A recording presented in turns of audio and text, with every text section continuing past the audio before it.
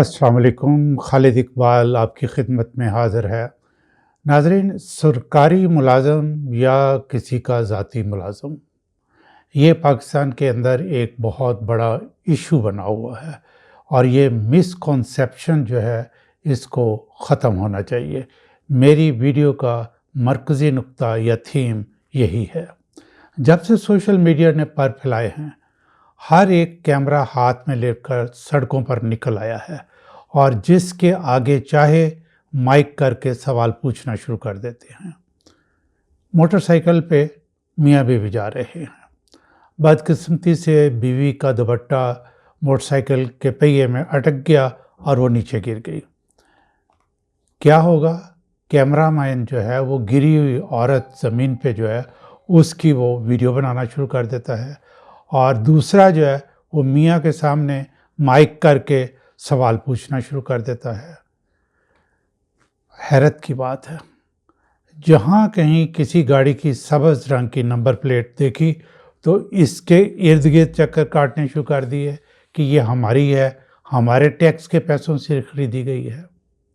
Social media पर उन लोगों के प्रोग्राम देखे हैं जो मेन स्ट्रीम मीडिया से हैं और वो आर्मी चीफ के बारे में कह रहे होते हैं कि 22 ग्रेड का मुलाजिम है, हमारे पैसों से तनख्वाह मिलती है।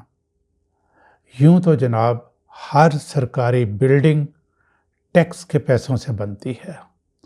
सुप्रीम कोर्ट के जजेस हों या हाई कोर्ट के, उन्हें भी तनख्वाह आवाम के टैक्स के पैसों से मिलती है। सोशल मीडिया पर मुख्तलिफ हसाब जैसे कि DIG या कमिश्नर्स को कह रहे होते हैं कि ये हमारे मुलाजिम हैं, इनके दफातर जो हैं वो पब्लिक प्लेसेस हैं। इसका मतलब ये है कि जिस शख्स का दिल चाहे वो किसी जज, कमिश्नर, IG या चीफ सेक्रेटरी के कमरे में दाखिल होकर वॉशरूम इस्तेमाल करना शुरू कर दे। इस्तदलाल ये हो कि ये मेरे टैक्स के पैसों से बना है।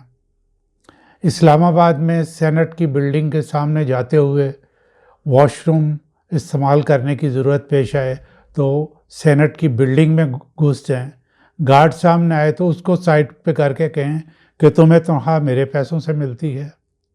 अभी और बहुत सी मैं मिसालें दे सकता हूँ, लेकिन कोई दूसरे मुल्क में रहने वाले जब इनको देखेंगे तो हमें अक्लमंद के उलट समझेंगे कि इस कौम की क्या समझबूझ है, उनको क्या हो गया है। सोशल मीडिया में नई नस्ल को जो पट्टी पढ़ानी शुरू की हुई है उससे लाकानूनियत फैलेगी, बल्कि फैल रही है। अगर ऐसी बातें करने वाले वाकई ऐसा समझते हैं जैसा वो कह रहे होते हैं तो वो अपने ही सर में राख डाल रहे होते हैं और लर्नड वर्ल्ड को बता रहे होते हैं कि हमारी अक्लमंदी और समझदारी का क्या मेयार है। मेरा फ़र्ज़ है कि मैं अपनी नई नस्ल को, आवाम को और उनको जो ऐसी बातें करते हैं और वीडियो बनाते हैं और उनको भी वाज़ह कर दूं जिनके बारे में ये वीडियोस बनाते हैं कि हकीकत क्या है। स्टेट के मामलात चलाने के लिए हुकूमत बनाई जाती है। स्टेट के 3 पिलर्स होते हैं: मुकन्ना, अदलिया, इंतज़ामिया। आर्म्ड फोर्सेस भी इंतज़ामिया का हिस्सा है। मुकन्ना में अवाम के नुमाइंदे होते हैं जिन्हें अवाम मुंतखब करके भेजती है। उनको भी तनख्वाह और दीगर मराहत मिलती हैं और आइन में उनकी ज़िम्मेदारी वाज़ेह तौर पर लिख दी गई है।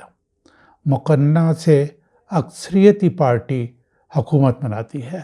अदलिया को चलाने के लिए जजेस रखती है, उनको भी तनख्वाहें और दीगर मराहत दी जाती हैं। इन्हीं टैक्स के पैसों से इंतज़ामिया में आर्म्ड फोर्सेस और सिविल इंतज़ामिया शामिल है। सबको ज़िम्मेदारियाँ और रुतबे के हिसाब से तनख्वाहें और मराहत दी जाती हैं। तमाम महकमों में हर शख्स की ज़िम्मेदारियाँ बाकायदा कागज़ पर लिख कर उसे दी जाती हैं। उन ज़िम्मेदारियों को आसान तरीके से सरअंजाम देने के लिए उसे इख्तियारात दिए जाते हैं। ये इख्तियारात स्टेट के होते हैं, उस शख्स के नहीं होते, वो सिर्फ़ और सिर्फ उन ज़िम्मेदारियों को पूरा करने के लिए उन इख्तियारात को इस्तेमाल करता है। जजेस किसी के ज़ाती मुलाजिम नहीं होते, ना इंतज़ामिया के अफराद, ये स्टेट के पिलर्स के कारिंदे होते हैं। तनख्वाह और मराद देने के लिए पैसे कहाँ से आते हैं वो मैं तफसील से बताता हूँ, क्योंकि ये बहुत अहम नुक्ता है।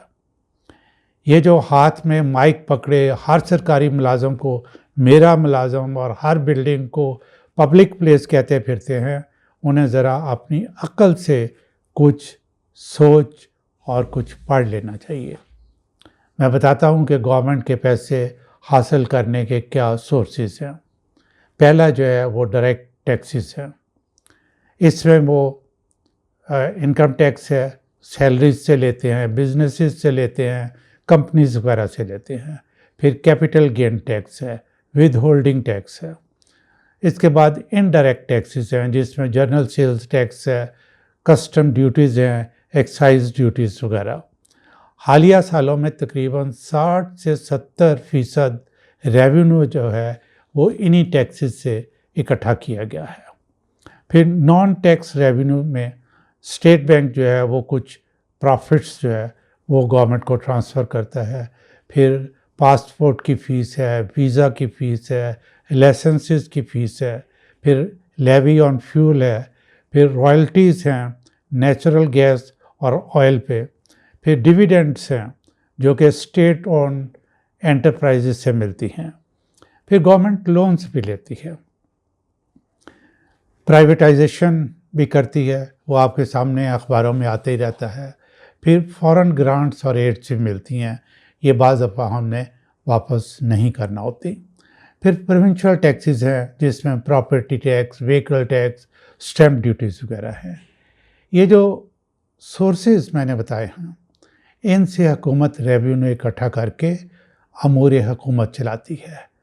टीवी स्क्रीन पर बैठे और माइक पकड़े ये जो कहते हैं कि हमारे पैसे से ये बिल्डिंग बनी, ये अफसर हमारा मुलाजम है, ये बिल्कुल गलत कॉन्सेप्ट है। कोई हुकूमती कारिंदा किसी का ज़ाती मुलाजिम नहीं। जो उसे तनख्वाह मिलती है और मराद मिलती हैं, उनके बदले में वो हुकूमत की वो ज़िम्मेदारियाँ पूरी करता है जो उसको दी गई होती हैं। इस तरीके कार में कोई किसी का ज़ाती मुलाज़म नहीं बन जाता। जहाँ वो बैठता है ये उसके काम करने की जगह है, ये कतन पब्लिक प्लेस नहीं कि हर कोई वहाँ दाखिल हो जाए। गाड़ी उससे उसके ओहदे और जो काम की नौइयत है उसके हिसाब से मिलती है, ताकि वो अपनी ज़िम्मेदारियाँ निभा सके। रिटायरमेंट के बाद ये गाड़ी उसको वापस करना होती है। अगर कोई टैक्स अदा करता है तो ये हुकूमत का रेवेन्यू इकट्ठा करने का एक प्रोसेस यानी तरीक़ाकार है। इससे हुकूमती चीज़ों का कोई मालिक नहीं बन जाता और ना ही हुकूमत के इमा पर मुख्तलिफ़ ज़िम्मेदारियाँ निभाने वाले किसी टैक्स देने वाले के मुलाज़म बन जाते हैं। ये एक सिस्टम है जिसमें कोई अपना किरदार अदा करता है। इस तरह के कॉन्सेप्ट से मुल्क की तौहीन होती है कि सब सरकारी करिंदे हमारे नौकर हैं। हमारे टैक्स के पैसों से तनख्वाहें मिलती हैं। ये तनख्वाहें मुफ्त में नहीं मिलती, इसके बदले वो आपको सर्विसेज मुहैया करते हैं। उम्मीद करता हूँ कि ये सब पर अय्या हो गया होगा कि इंतज़ामिया के किसी भी फ़र्द को ये कहना कि वो हमारा मुलाज़म है या उसके पास जो गाड़ी है वो हमारी है, सरासर गलत और गैर दानिशमंदाना बात है। ये बात इंतज़ामिया के हर फ़र्द को ख़ुद सोचनी होगी कि वो इस गलत कॉन्सेप्ट को कैसे रद्द करे। बहरहाल माशरे में बेहतरी लाने के लिए इसकी अशद ज़रूरत है कि लोग मुकम्मल सिस्टम को समझें, उनको कॉन्सेप्ट सही हों, ताकि अक़वाम आलम में लोग हमें अक्लमंद कहें।